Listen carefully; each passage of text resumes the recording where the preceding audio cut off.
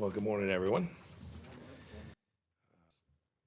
We strongly believe that the Chinese Communist Party did not report the outbreak of the new coronavirus in a timely fashion to the World Health Organization. Article 6 of the IHRs, which was a part of this reform, further mandates that a state party, that would include China, shall continue to communicate to WHO timely, accurate, and sufficiently detailed public health information. That is, there's an ongoing obligation.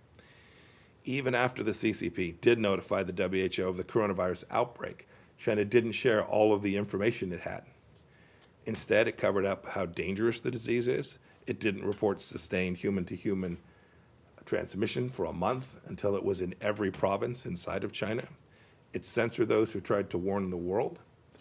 It ordered a halt to testing of new samples, and it destroyed existing samples. I want to highlight two ways in which the Chinese Communist Party is exploiting the world's focus on COVID-19 crisis by continuing its provocative behavior. First, we commented on what's taking place in Hong Kong. We're amidst increased efforts by Beijing to erode autonomy. Law enforcement authorities have arrested pro-democracy activists, including 81-year-old Martin Lee. We've always said that China has an obligation to live up to its promises, its obligation. So I was speaking about the virus earlier, to live up to the rules that it put in place and it signed off on. We'd ask them to continue to do that here. You've also seen that the Chinese Communist Party is exerting military pressure on Taiwan and coercing its neighbors in the South China Sea, even going so far as to sink a Vietnamese fishing vessel. The United States strongly opposes China's bullying. We hope other nations will hold them to account too. China, there are millions of PPE items stuck in China.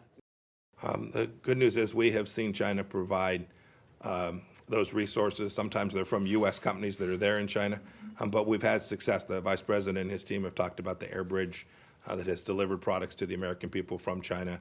We appreciate that. We are counting on China to continue to live up to its contractual obligations and international obligations to provide that assistance to us and to sell us those goods. Often these are commercial transactions in a way consistent with all of the international trade rules.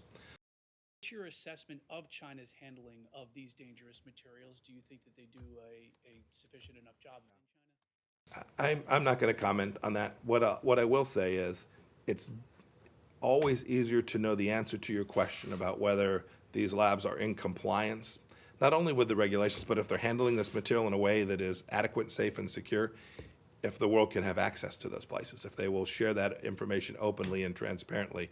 And in spite, the President said this, we tried to get in to take a look at what was going on early on in this, to come in alongside the World Health Organization early on, would have been back in January, if I remember correctly.